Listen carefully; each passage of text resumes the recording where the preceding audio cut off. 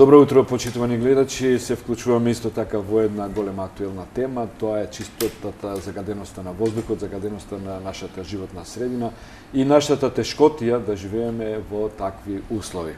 Имаме предпладнево многу интересни гости, многу симпатични гости. Тоа е Жаклина Анастасова од Движењето за чист воздух и Аријанит Џафери од Екогерила. Добре дојдовте, драги гости. Па сега вака да ги представиме први вашите насловите, вашите невладини организации. Еве Жаклина, повелите вие прва, со што се занимава вашата невладина организација? Јас сум Жаклина Анастасова, член на иницијативата Движење за чист воздух. Па ние се собравме од повеќе иницијативи и издруженија, бидејќи почувствувавме дека недоволно сме биле ангажирани во постоечките иницијативи и решивме да направиме порадикални чекори, затоа што низ годиниве се потешко и потешко беше дишењето за да се случи пред 2 недели да бидеме први во светот. Први во Европа и пети во светот по загаденост. Барем во нешто сме шампиони. Па сега не знам баш колку е тоа интересно. Андријанит, да представиме Екогерилата. Да, окей, јас сум Аријанит Џафери од Движењето Екогерила од Тетово. Ние како организација се водиме повеќе како групација на политички притисок отколку некоја си конвенционална еколошка организација. Има доволно такви еколошки организации кои се одлични во работата што ја прават, но сметавме дека тоа што и фали на нашето општество е политичкиот притисок врз власта, кога е во прашање спроведување на закони и законски одредби во животната средина. Да не имате амбиција кон политичка партија, што има една. Па сега не е лошо уште една да има. Не сме, значи, мислим дека нашиот став во организацијата е дека имаме доволно политички партии, повеќе од доволно политички партии, кои, значи, не си ја вршат работата, затоа сме ние тука за да ги притиснеме за да ги спроведуваат тие закони. Мислам дека нашата улога и нашата позиција е многу по-комодна од таа на политичките партии во моментот, поради тоа што подобро е да се наоѓаш над нив отколку меѓу нив, особено во времиња кога, значи, еве владите често пати се менуваат и политичарите не се позиционирани така како што треба, значи со граѓаните ќе морат да направат некои попусти ради партиски интереси, а во штета на граѓаните. Значи, во таква ситуација не би сакале да бидеме никогаш. И затоа мислам дека улогата на граѓанските организации, а особено на нашата као групација на политички притисок, е многу покомотна и многу подобра, иако многу тешка работа е. Затоа што некој мора да ги држи под контрола и да ги коригира властите секогаш кога е Знаете што, да, малце сега ќе скршнеме од темата, ама не е важно, ќе се вратиме пак на темата. Да. Сите политички партии кога се во опозиција имаат симпатии и ги поддржуваат невладини организации, но кога ќе дојдат на власт некако се нешто наоѓаат и префрлаат дека тие се финансирани од некого за да го ја срушат власта и така натаму. Но прашањето произлегува од каде вие средства, како се издржувате, имате активисти, немате активисти. Да. Мора да има некоја пара да се нешто тоа. Да, сигурно. Значи Екогерила како организација е основана во 2013 година. И првите 3 години сме биле само финансирани. Значи самите ние основачите сме одлучиле да плаќаме за се што сме потрошиле. А тоа вклучува организација на 13, организирање на 13 масовни протести. Добро, не биле сите масовни, да видиме до крај. Ама ова масовни ни влезе некако од рекламата на полиција. Да, мислам, дека сите собири се масовни. Последниве неколку собири беа навистина масовни, пошто плоштадот во Тетово беше полн до крај. Истиот тој плоштад кога се полни со политички активисти, партиите викаат дека има 20-30 илјади. Што е невозможно да собере толку народ, но тие сакаат да лажат на тој начин. Квадратни метри. Да, сигурно. Сега, уште многу, значи ние ставивме еднаш 3 билборда кои ни кошта околу 1000 и нешто евра во 3 влезови на Тетово, каде што пишуваше дека Тетово е најзагаден град во Европа. Тогаш бевме ние, сега се вие. И тоа сами го плативме. Значи, последниве 2 години сме биле финансирани од проект, значи имавме институционален грант од страна на Civica Mobilitas, програма на швајцарската агенција за развој, SDC, кој е имплементиран во земјата од страна на МЦМС, НИРАС и така. Значи, со нивна поддршка сме функционирале последниве 2 години. Сега сме актуелно на очекување на одобрување на еден друг грант, кој со така ќе ни помогне за борбата против загадувањето, да го носиме чекор понапред и малку погоре од тоа што сме го направили. Не е Сорос, значи не е од Сорос. Па не е од Сорос, нема ништо лошо и да е од Сорос. Значи, нема уопшто лошо. Да, ја се алудирам на некој. Да, знаем како се случило тоа лов на вештерки, значи десоросоизација и такви глупости што се случија во времето на минатата власт, што беше потполно смешно и глупо, поради тоа што значи секогаш нам некој друг ни е крив во државата, а во време кога еве нашите луѓе кои ние ги бираме со наши гласови, тие се најголемиот непријател. Не некој си Сорос таму негде, не знам ни кај живее. Не верувам дека некој стар човек од, што знам, 80 години станува наутро и ќе си планира како да ги сруши власта во Македонија или како мислам дека тоа е потполно глупо и и смешно да се каже, но се соочивме и со такви работи. Ние како организација, сакам да спомнам уште ова, ако ми дозволите. Како организација ние не бевме под тие притисоци што беа некои од организациите, но стоевме заедно со нив, поради тоа што веруваме во заеднички вредности. И мислам дека, иако ние не бевме директно нападнати од страна на властите во таквиот процес на десоросоизација, сепак стоевме заедно со нив, ги поддржавме и ден денеска значи стоиме заедно во идејата дека тоа беше лов на вештерки и мисија без никаква логична разврска. Да. Жаклина сега да ја даде малку збор, да каже нешто околу овие 2 прашања што ги поставив претходно, значи активноста на невладината организација и финансирањето. Да, па ние не сме невладина организација, ние сме иницијатива Движење за чист воздух. Во која категорија се спаѓате вие? Иницијатива, граѓанска иницијатива. И ние 100%, 102,2% се финансираме сами. Така? Значи сами од свој джеп се финансираме. Може би некогаш ќе прераснеме во здружение, ама сега за сега е тоа затоа што премногу се горливи проблемите со Иницијатива е некоја ембрионална форма вака на развој, после на потоа следува што? Здружение, па движење, па... Да, здружение. Здружение следува. Па сега за сега не е моментот за да ние разговараме дали ќе бидеме здружение или не. Не е моментот, горлива е ситуацијата и затоа решивме да превземеме акција. Движење за чист воздух. Да. Кажувајте, анализи, правите ли, имате ли податоци, што велат податоците? Зошто толку? Имаме податоци. Тоа е голема работа, човек само иницијативно да се организира, значи е предизвикан, притиснат од некој проблем. Проблемот треба прво да се види преку анализа.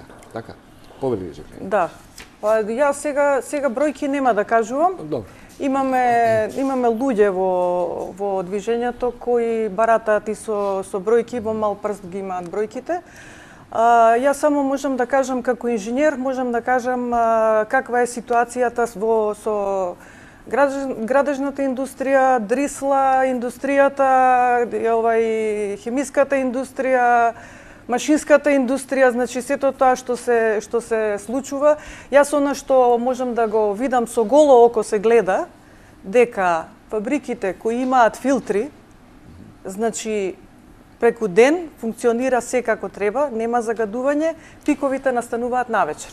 Кога луѓето спијат, кога печките не горат, некаде од 10 па до 6 наутро. Во 6 наутро се будат на работа.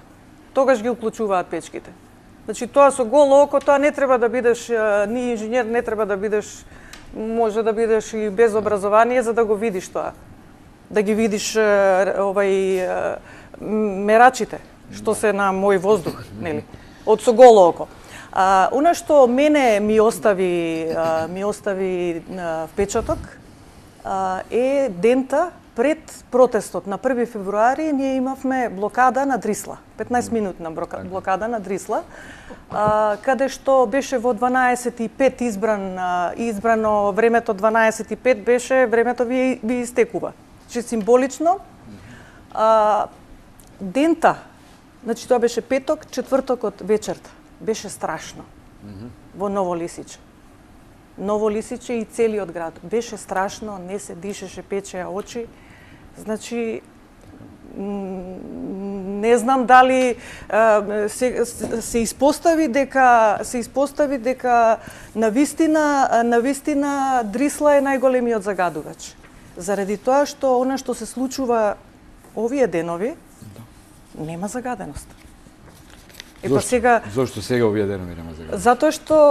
Затоа што рекоа дека не работи инсеминаторот и го складираат медицинскиот отпад. Значи тоа ни го кажа во Дрисла, значи ова јас не измислувам, тоа излегува со изјава и дека го складираат. Моментално значи не работи. И сега јас да ви кажам вака како лаик, мене коса ми се крева ако не работел инсеминаторот, значи тие гореле на отворено. Го гореле медицинскиот отпад. Значи јас сега ова го кажувам и се стресувам. Значи во четвртокот тие го гореле на отворено. Не знам, не сме снимале, не сме. Значи ова никој не. Меѓутоа ово што се случува овие денови после нашата, да кажам, акција, многу кажува за тоа дека кога протестиравте излезе директорот, така се соочивте вие со директорот на Дрисла, така? Не се соочивме. Не излезе пред новинари и кажа видов на телевизија дека имаше изјава. Кажа еден куп лаги.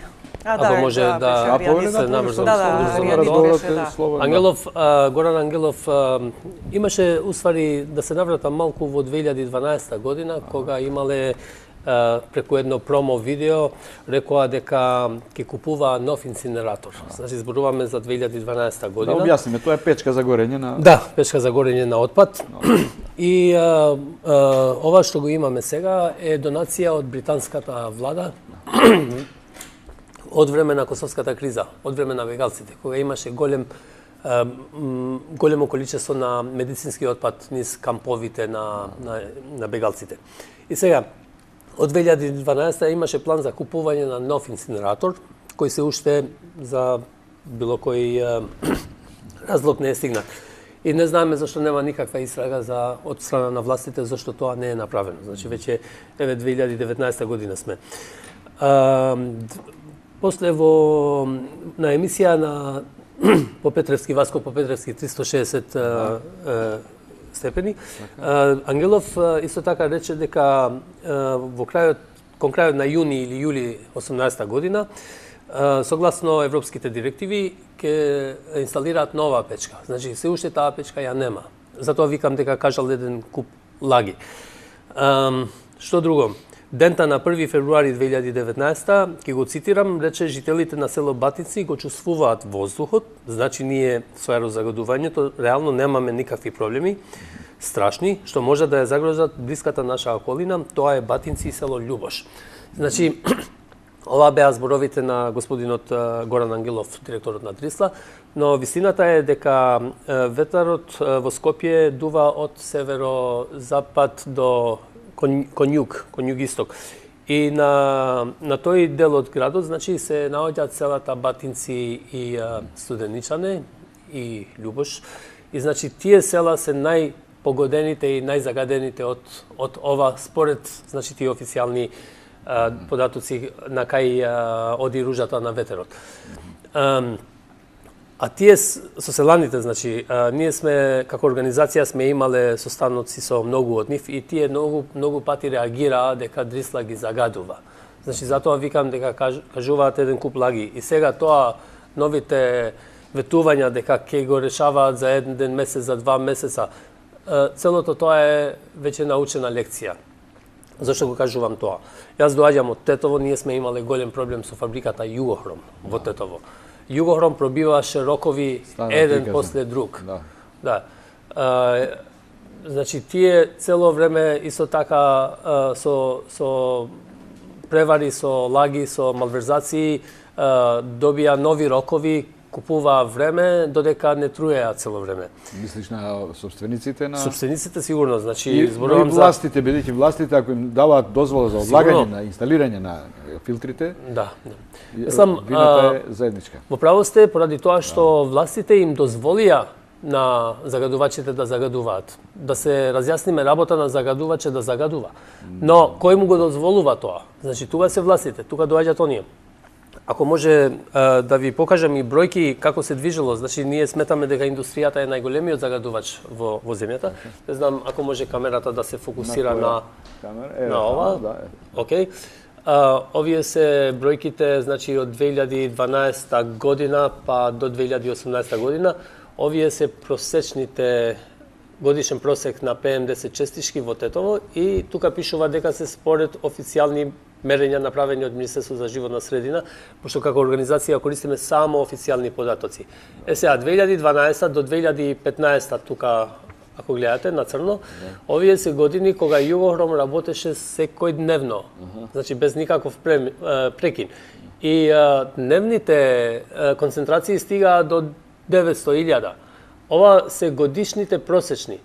2016 Југохром не работело 4 месеци и се намали на 97. 2017 и 2018 не работеше уопште и загадувањето се намали, значи годишното просечно загадување се намали до 49, значи микрограми PM10 честички, што е 3 пати помалку од времето кога работеше.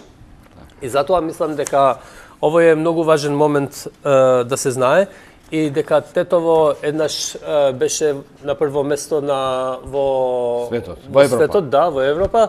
За 2018 година сме тука некаде на 10-та позиција, како што може да гледате, во Македонија.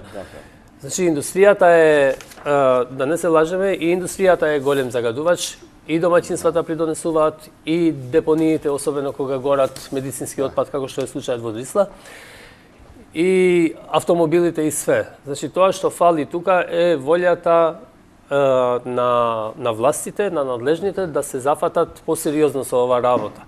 Ова бара храброст. Решавањето на загадувањето. Види, зошто не спомнувате депонијата во Тетово? Депонијата во Тетово, дивата депонија во Тетово, имаше во влезот на Тетово голема дива депонија која се исчисти од градот, но и таа беше голем загадувач за Тетово. И веруваме дека во намалувањето на загадувањето во Тетово придонесе и дислокацијата на истата. Проблемот не е решен како и да е. Значи, да бидеме јасни, депонијата ја нема веќе во влезот на градот, но ја има негде друго. Сега, значи, се уште немаат некој интегриран начин на менаџирање со отпадот во Тетово. Се уште се собираат со некои стари камиони од времето на Тито, веројатно, кога дојде за прв пат во Тетово. И со такви камиони и улициве ни се чистат, ако можам да кажам, се чистат, пошто само гледаат малку вода, немаат ни притисок ни ништо. Значи, и тоа не е решен како проблем, значи менаџирањето со отпадот во Тетово. Тој отпад се носи некаде во близина на село Требош, или пак завршува во Дрисла од таму, или пак завршува во Госивар Русино. Значи, Тетово нема депонија. Да, Тетово нема депонија со стандарди. Значи, единствена депонија која се води како да е со стандарди е Дрисла, но и таа нема никакви стандарди, додека согорува медицински отпад на отворена печка без филтри.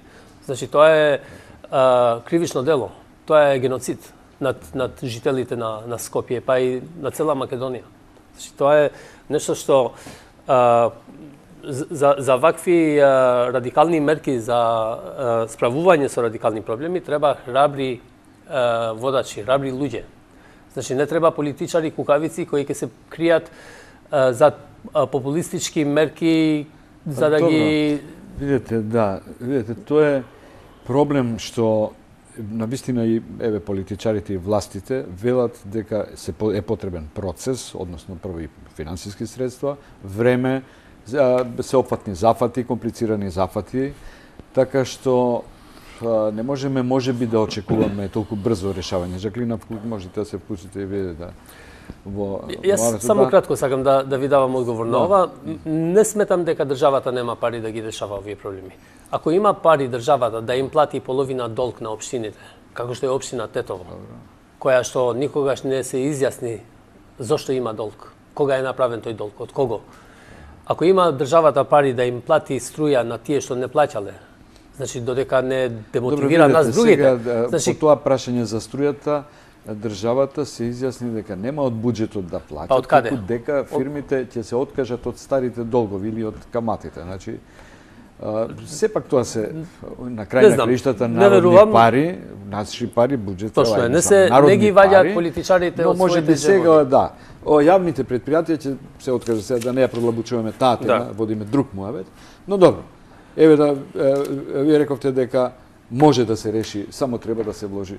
Па може да се реши, зашто да не? Секој проблем има решение. Загадувањето не е... Извинете, значи секој проблем може да се реши. За некој проблем треба помалку пари, а за да се реши некој треба многу пари. Многу пари. И треба волја. И треба волја, и треба соработка, и треба радикални мерки, а не популистички пристап кон работите што нормално политичарите планираат за идните избори, не за идните генерации. И затоа е ова лош момент. Добро решавање на ова прашање не влегува ли тој политички маркетинг? Па политички маркетинг, значи се однесува на здравјето на луѓето. Да, здравјето на луѓето, значи во претходната кампања, предизборна кампања, се наметна како тема и загадувањето и животната средина, но откако ќе стапат во значи таму во позиција, веројатно ги забораваат некои од работите. Мислам дека должам нешто да кажам. Извинете, Жаклина, ви засемав многу време. Има еден, сепак има еден добар момент, има и неколку добри моменти, но јас сакам на еден да се обрнам. Пред месец дена, отприлика пред месец дена, владата имаше отворени денови со граѓански организации и активисти, каде што бара идеи и иницијативи за решавање на проблемите од животната средина, со особен акцент аерозагадувањето. И јас исто така бев таму со еден голем број на други активисти од организации. И ние ја дадовме иницијативата дека за понатамошно намалување на загадувањето во Тетовскиот регион, Полошкиот регион, поточно кажано, каде што има некои 30-31 предпријатие за производство на мебел, би требало државата да им помогне, да субвенционира за и да они ставаат филтри, пошто сега во зимско време оние согоруваат иверици, медијапан, сунџер, што им останува од процесот на производство. И од владата беше прифатена идејата, сега значи само остана да се види како ќе се спроведува. Значи оние ќе помагат на таквите. Пошто тоа, значи исто и тие, значи ние често пати или така изгледа како цело време да сме се занимавале со Југохром, но свесни сме биле и ние и сите граѓани дека и помалите предпријатија загадуваат. И затоа значи има решенија за се, само треба пари и волја. Ако ги наоѓаме, значи ако го ставиме овој триаголник да функционира, и ние ќе ги решаваме проблемите. Имаше и Европа загадување, но тие ги решаваа проблемите. Некој пример да кажеме? Па имаше сегде, значи имаше и Полска, имаше и Франција, имаше, значи тие се зафатија, еве на пример Норвешка, Осло планира до 2020 година 80% од патиштата да бидат тунели. Значи да не има коли да се возат на отворено. И нивните коли, значи веќе ако не се лажам, веќе почна дизел да не продаваат. Значи за неколку години ќе има само електрични коли. Да се оди значи на има чекори кои можат и треба да се спроведуваат за намалување на загадувањето, со тоа подобрување на животните стандарди. Загадувањето и кошта на Македонија некои 250 милиони евра годишно. Значи, тие се големи пари кои излегуваат од нашите пари. Рековме дека па кај одат, значи ако ќе имам ја заболено дете, треба да го носам на мислиш на преку здравствени проблеми се преку здравствени, преку непродуктивност, пошто ја нема да идам на работа, треба сватив дека тоа се инвестиции, владини инвестиции во решавање на проблемите. Тоа е костото значи од загадувањето на Македонија. Освен 1400 животи годишно што губиме од загадувањето, губиме и околу 200-300 милиони евра годишно. Значи тоа е тие се пари кои треба да се инвестираат во модернизација на индустријата. А ние ги трошиме во лекување на последиците од сето тоа. И ги крадеме кога можеме и после не амнестираат и излегуваме од затвор. Значи, овие се тие моменти што веројатно, значи често пати нас ни кажуваат дека зборуваме политички како невладина организација и користиме политички вокабулар, но мислам дека тоа треба да се каже и да се знае. Значи, пошто сепак ние сме групација на политички притисок. И тоа треба да се знае. Значи, не сме глупи, знаеме, значи свесни сме дека што се случува во оваа држава. И ние гледаме вести дека се пуштаат лопови, криминалци од затвор, под обвиненија за голема корупција, милиони, десетици милиони, стотици милиони украдени пари и сепак луѓето излегуваат од затвор или ни бегаат од држава како да е ништо.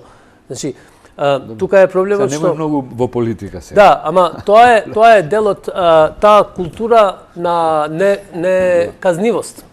Пошто ако тоа се многу подлабоки теми, значи да, компромиси. Ама помал загадувач мисли што ќе ми можат мене кога некој. Тоа е точно. Значи тоа е културата. Сакаш да кажеш дека кога големи криминалци може да бидат амнестирани, па јас со мало загадување. Зашто да не? Да, но работите се обратно. Големите ќе куртулат, малите ќе заглават во затвор. И тоа се случува поради тоа што сега, од секогаш било така, да. Македонија како потписник на Архушката конвенција и веќе спеа ратификувале, значи Архуската конвенција, до ден денеска има казнето со законска одлука, со судска одлука, само еден загадувач. И знаете што е најсмешно цела оваа работа? Да, кој е тој загадувач е супермаркет у Гевгелија, што загадувал 3 домаќинства. Мислам, да бидеме јасни, го заслужија казните, пошто и тие 3 домаќинства не треба да се загадуваат. Ама кога имаме загадувачи како Југохром, Макстил, Дрисла, што загадуваат стотици илјади, и вие ни казнувате, значи им пишете казна само на супермаркет кој загадувал 3 домови. Тоа е културата. Што мора да се смени. Добро, после ќе зборуваме за рудниците ако имате некои податоци и така. Натаму, Жаклина, каде е во Скопје најголемиот проблем?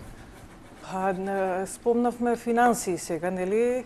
Јас не би ги ставила финансиите во фокус. Како една хумористична серија што вели не се проблем парите ги нема. Мислам дека проблемот е во менеджментот, во менаџирањето. Прво немаме план. Значи постојано се зборува за планови, акциски планови, а плановите нигде ги нема. Значи немаме организација. Немаме идеја, значи немаме компетентни луѓе на одредени функции. Прво, гледате, советниците се некомпетентни. Значи советник без никакво работно искуство станува советник. Мислам, тоа е... Каде тоа? Еве да речеме... за... Секаде, во владата, во секаде. Да се вратиме на Дрисла. Да се вратиме? Значи, Дрисла многу едноставно се решава проблемот.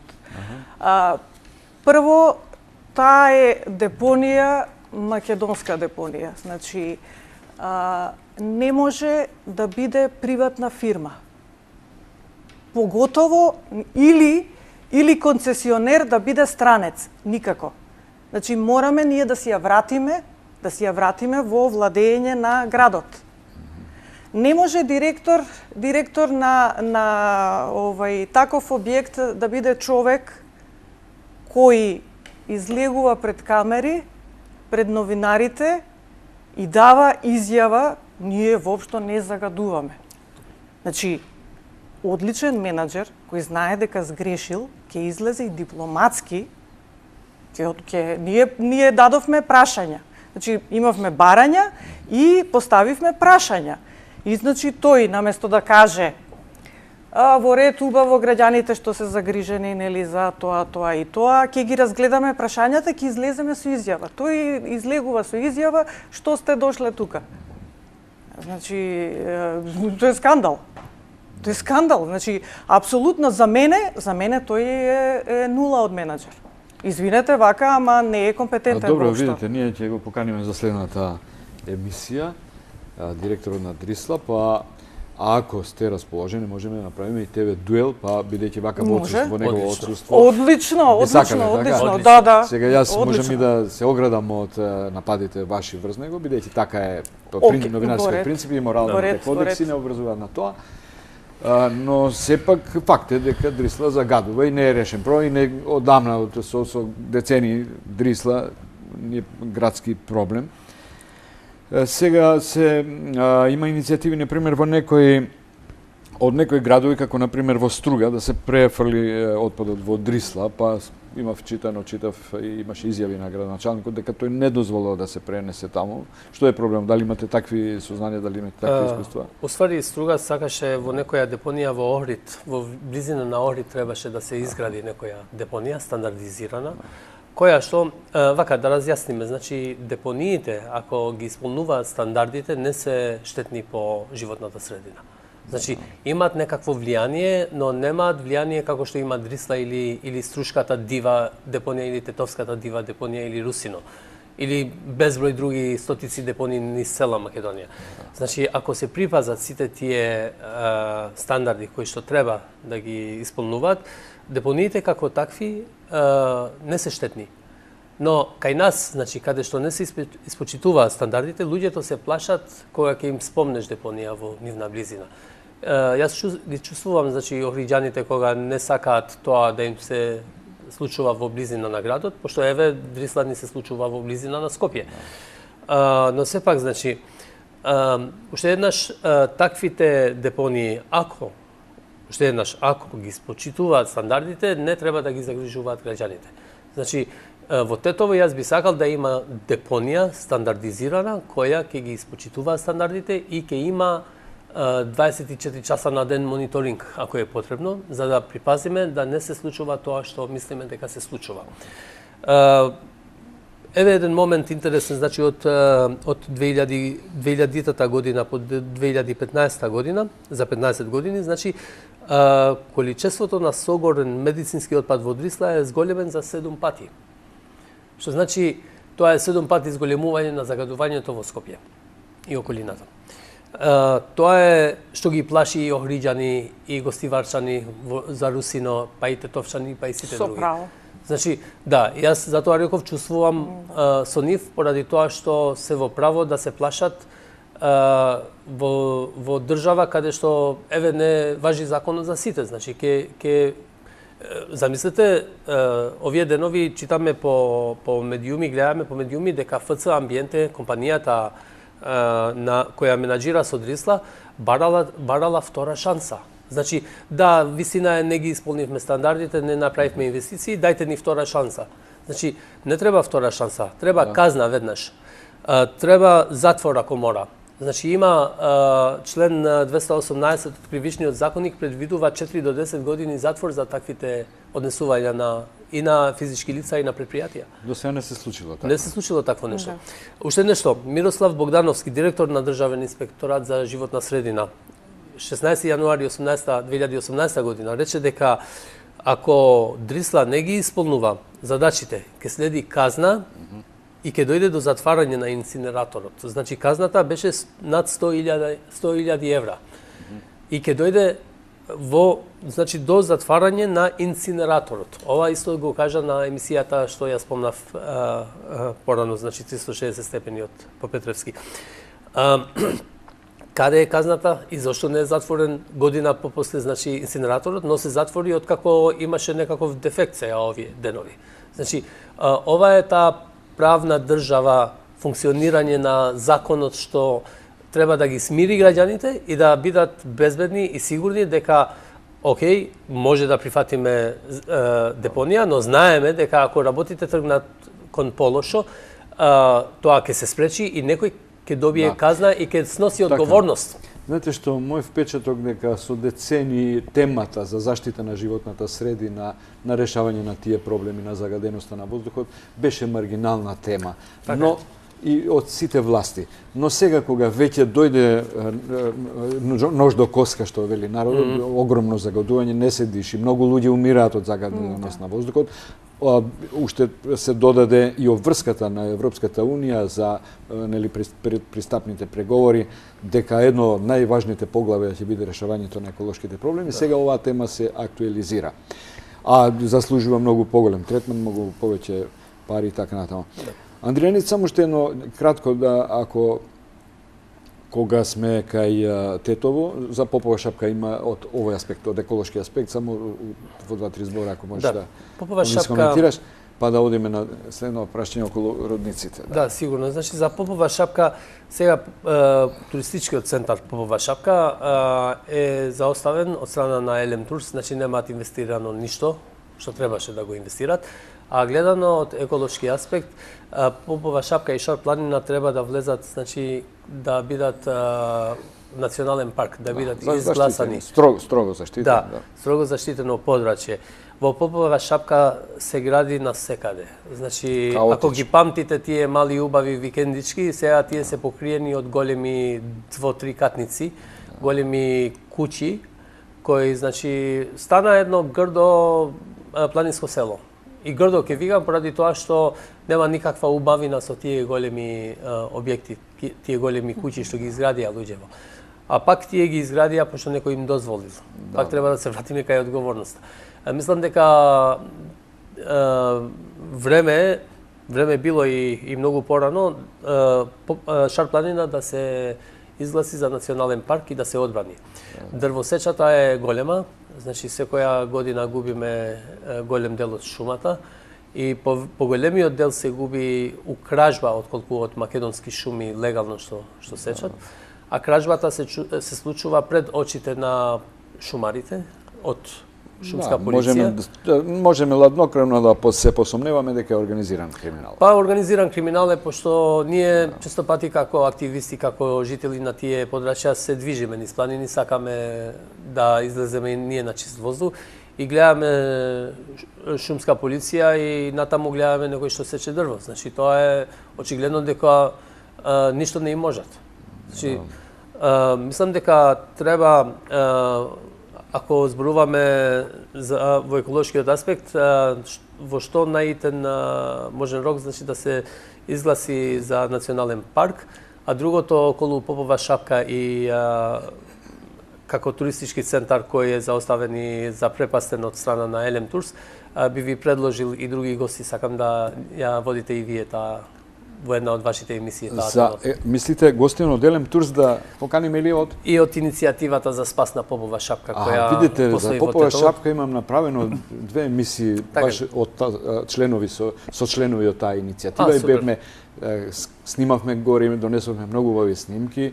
Проблемот мислам дека добро го презентиравме, но ќе се обидеме да направиме еден таков состав. Значи пак ќе споменам еве информација до гледачите дека од идната недела, почитувани гледачи, оваа емисија ќе оди во живо. И ќе имате можност во истиот термин, значи од 11 часот до 12:30, ќе со колешката Вики Петровска ќе бидеме во тандем и ќе имате можност да се јавувате на телефоните и да коментирате, да давате ваши мислења. Сега предходно, пред есента, снимавме исто така репортажи, бевме во Ландово, снимавме репортажи со невладени организации, изјави околу загаденоста на почвата од инвеститорите, концесионерите на рудниците. Дали имате контакти со тие невладени организации, дали разменувате информации и што мислите? Се наметнува тука една дилема. Дали да се меѓу економијата и екологијата. Значи, мора економијата да оди напред, ако оди економијата да се искористуваат природните ресурси. Од друга страна, се опасни за животната околина. Значи, тука се доаѓа во корелација, односно во контрадикција темата за економски развој и за заштита на животната средина. Пак се работи за фокус. Значи мораме да се фокусираме. Или сакаме земјоделие, органско земјоделие, или сакаме рудници. Значи, компромис нема. Значи, ако сакаме органско земјоделие, а знаеме дека е енормна загаденост на Македонија, значи ние прво треба да изчистиме водата. Ние не знаеме кога во дворот кој ќе си посадиме, сега не зборувам во дворот во Скопје, зборувам по селата, значи кој ќе си посадите патлиџани, не знаете што јадете. Не знаете во почвата што има. Водата каква е, подземните води. Ние немаме правилници ни за подземни води, ни за почвата, ништо, немаме правилници. Како сега ја немате таа подлога, значи првин, како сега во тоа ќе уште рудници, уште само рудници ни фали. Да потполно пепел стане Македонија. Мислам, вака, ама буквално е таква работата. Тука не ти треба ни стручност, ни образование да го сватиш тоа. Не, добро, видите што е забрало да инвеститорите имаат своји аргументи и докази дека имаат преземено мерки, законски мерки за правилно за заштитено искористување на рудната што ја експлоатираат и во процесот на лужење и така натаму. Така што тука исто така треба да се внимава на пораките, на оценките, на квалификациите. Затоа јас тука не сум категоричен ни против рудниците, но се разбира дека не можам да бидам ни... Излезе вчера, зборуваме за Бучим, излезе вчера во порталите дека се најдени примероци со тешки метали во храната, во тие подрачја. Значи, ајде за постоечките, тоа е постоечко, значи. И сега веќе кога во постоечките рудници, значи има такво нешто, веќе има значи докази за такво нешто, зошто би отварале нови рудници? Значи ние пак реков, ние немаме стратегија. Немаме стратегија, ние немаме план, немаме стратегија. Се во државава работиме така од прилика.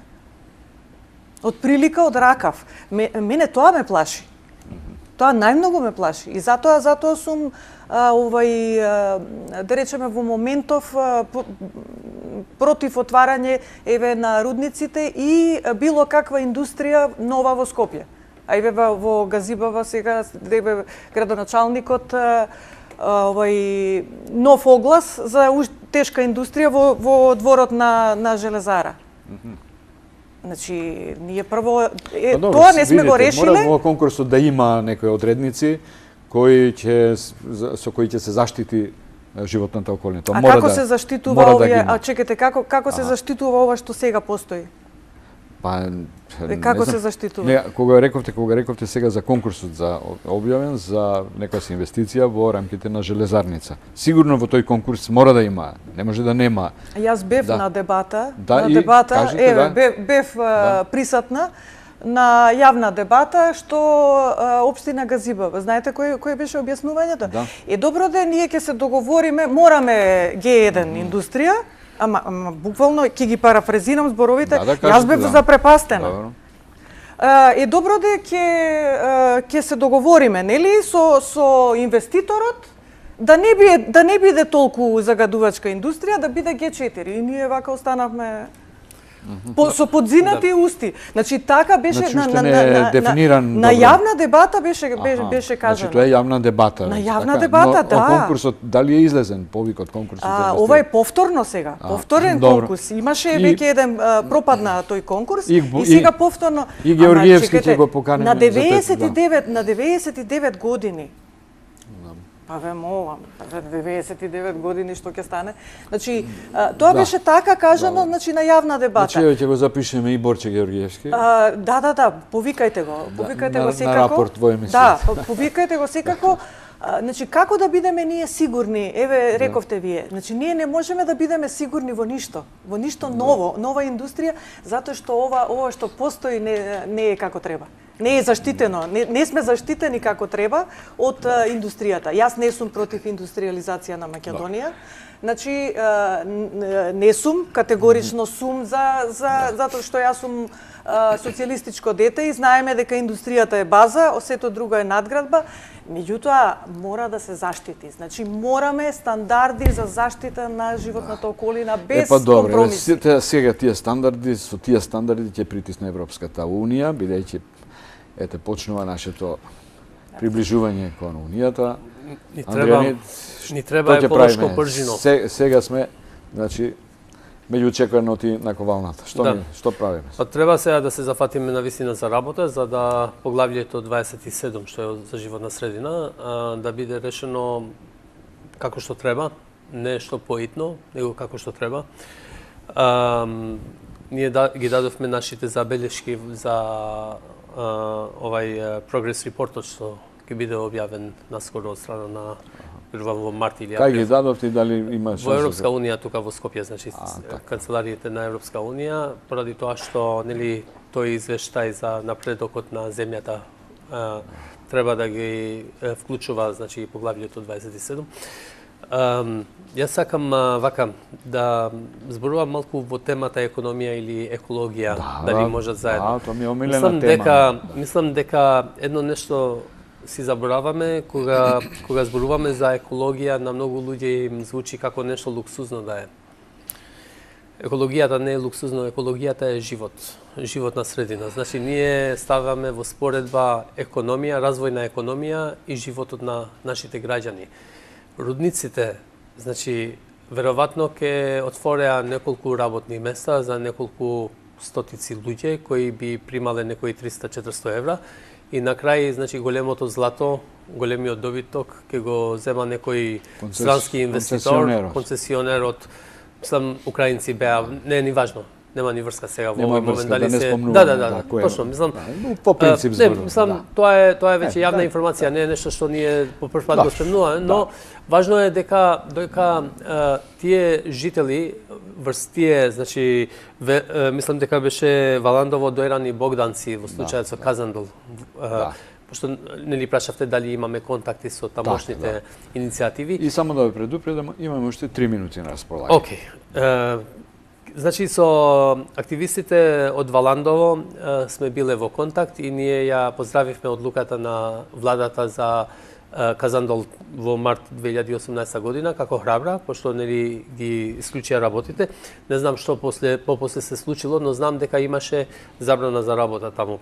Кога сме кај почвата и храната што ја консумираме, можам да ви кажам дека студии направени во Велес, Кавадарци, Скопје и Тетово во проект на фиторемедиација кажуваат дека во Велес и во Тетово, значи, храната или земјоделските производи имаат големо количество на тешки метали, но и отров. Значи, во Велес е пронајдено кадмиум, а во Тетово арсен. Се уште не ги знам информациите за Кавадарци и за Скопје, но наскоро ќе бидат објавени пред медиумите. И едно нешто важно, пошто спомна Жаклина за оваа компанијата кај железара што требаше да се направи. Законска обврска им е да објават студија за влијанието врз животната средина. И таквиот документ треба да биде јавно достапен за било кој што сака да го гледа, па и за нас активистите. Докога бараме ние такво нешто, значи од страна на надлежните, од министерствата, тие викаат дека не можат да го дават, пошто тој документ го ставиле во договорот како дел на класифицирана информација, значи industrial secret, што се каже, индустријска тајна. И значи викаат може да ја гледате, но не може да ја земате со себе. Значи тука се крие често пати ова квалификацијата дали е Г1, дали е Г4, дали загадува и колку загадува. Значи тоа студијата за влијанието врз животната средина мора да биде јавно достапна во секое време. И оваа забелешка ја пративме и кон Европската комисија за извештајот на напредокот и веруваме дека ќе биде дел од тој извештај. Добро, следна активност во однос на решавањето на проблемите, ваша лист, мислам со околу невладините организации, на организациите во кои спаѓате вие. Ние баравме од владата да се смени законот за увоз на отпад. Македонија нема капацитети да се справува со нашиот отпад, што ние самите го правиме. А има ли увоз на отпад и колкав е? Па, верувам дека има, пошто според закон дозволено е да се увезува за преработка, но не за крајна депонија. Да, значи не може да се складира, но може да се преработува. И од тука, значи, и бројките што ви кажав од 2000 година до 2015 за 7 пати е зголемено количеството на медицинскиот отпад согорен во Дрисла, ти кажува дека, значи, не е дека одеднаш ние станавме поголеми корисници на медицински производи.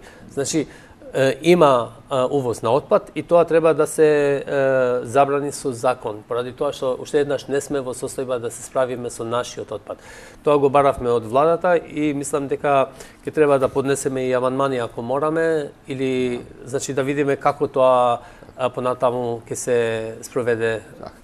Жаклина, завршни зборови. Движењето за чист воздух поднесе писмо до Дрисла со прашања, со 10 прашања и чекаме одговор за 7 дена. После тоа ќе бидете известени за нашите понатамошни активности. Добро, нашата емисија ви стои на располагање за овие теми. Се надевам дека наскоро ќе се видиме пак и ќе разговараме исто така на овие жешки теми кои се однесуваат на здравјето на сите нас што живееме во држава. Ви благодарам многу за гостување.